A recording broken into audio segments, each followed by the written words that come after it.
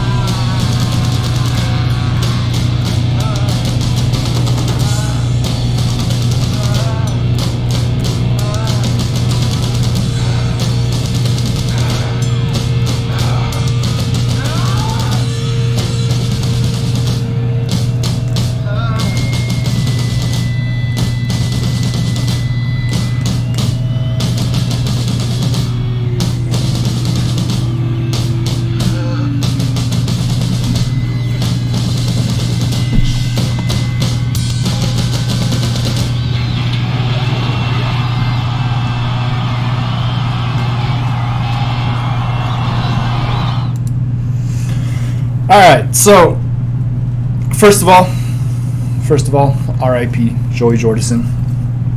I will say, as I sort of get into this, I am not like a hardcore Slipknot fan. I enjoy some Slipknot. I kind of pick and choose with Slipknot, all right? So I'm not, you know, I don't know all the members. I don't know all the songs. I just, they're a band that I have always enjoyed, but never, like, listened straight through albums, right? I never liked Stone Sour. Stone Sour was on the radio a lot when I was in high school. And so there are Slipknot songs that are closer to Stone Sour songs in terms of the way they're written and performed. And I never liked that. I mean, I appreciate that they are able to be more than just sort of super heavy all the time.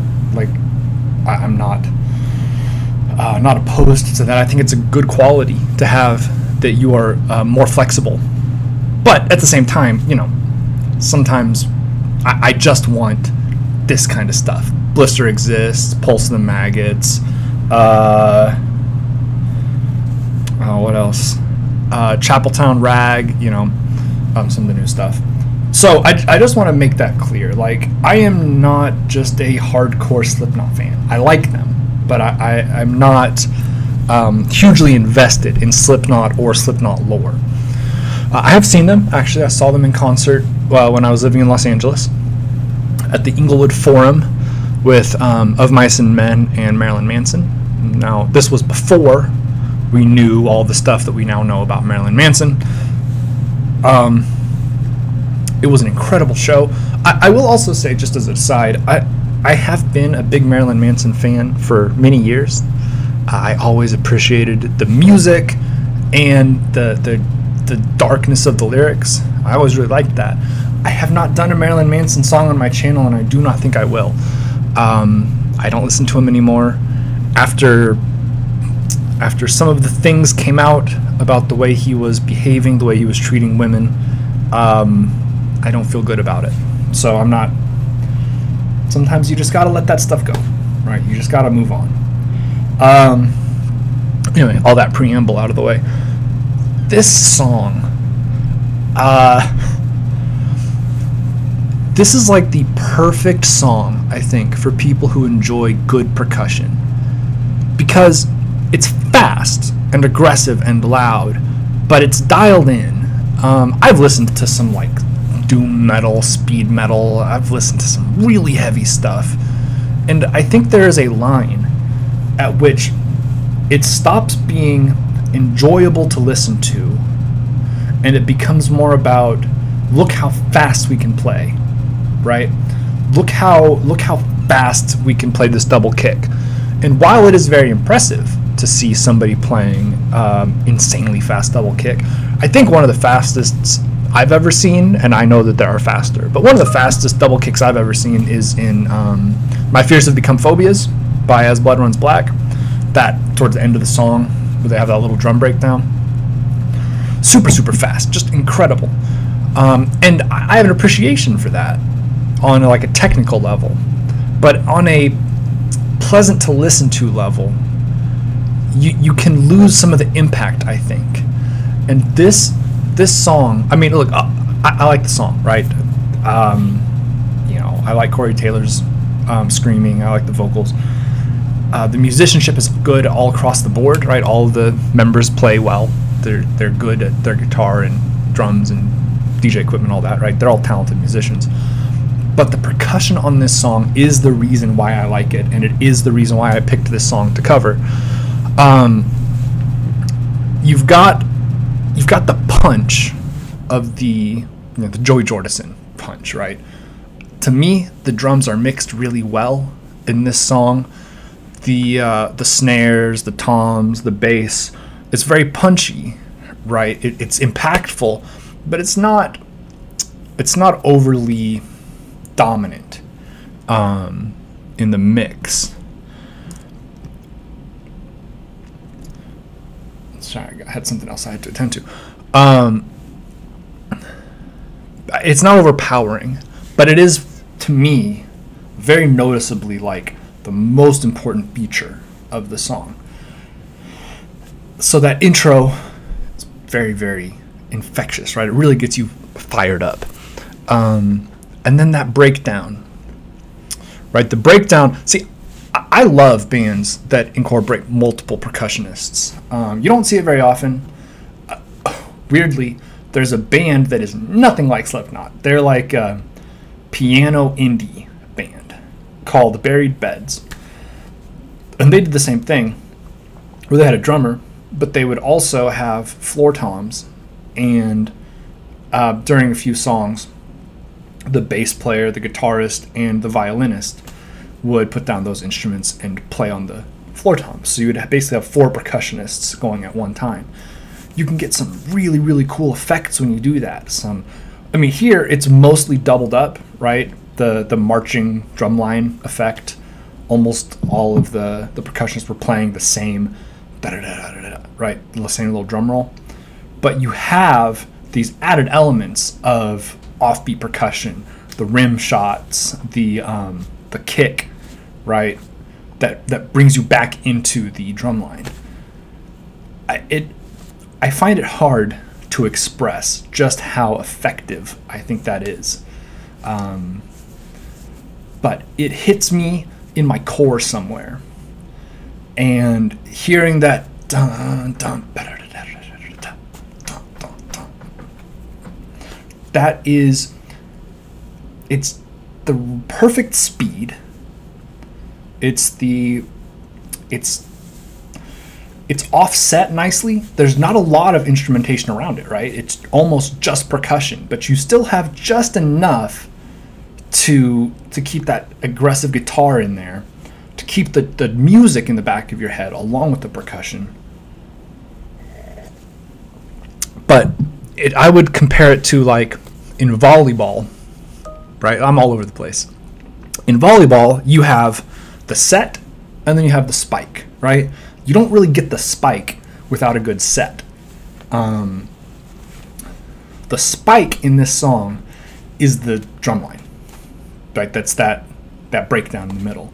But the set is the guitar work that leads into it, right? It's menacing. It's not super fast, right? It's deliberate. Dun, dun. And then you have the drums kick in. I can't get it out of my head. Like, I want to keep just going over that bit. But it's so punchy. I think they probably played this at the concert I was at. I don't actually remember the entire set list, which, probably I should, but I will tell you, Slipknot has a reputation for putting on some of the most chaotic and impressive live shows of anybody, and they lived up to it. The stage show itself was highly produced, very, very well done.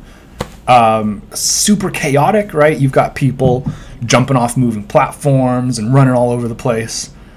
The crowd was feeling it. This is Southern California. This is a big venue, and we had floor access, so we were in the pit. And it is. I'm a big dude. I was there with my girlfriend at the time, so some of it was taking care of her, but it was the most, I would say, scary pit I have ever been in. And I've been to underground hardcore shows. I've seen bands like My Children, My Bride, right? Just straight metal.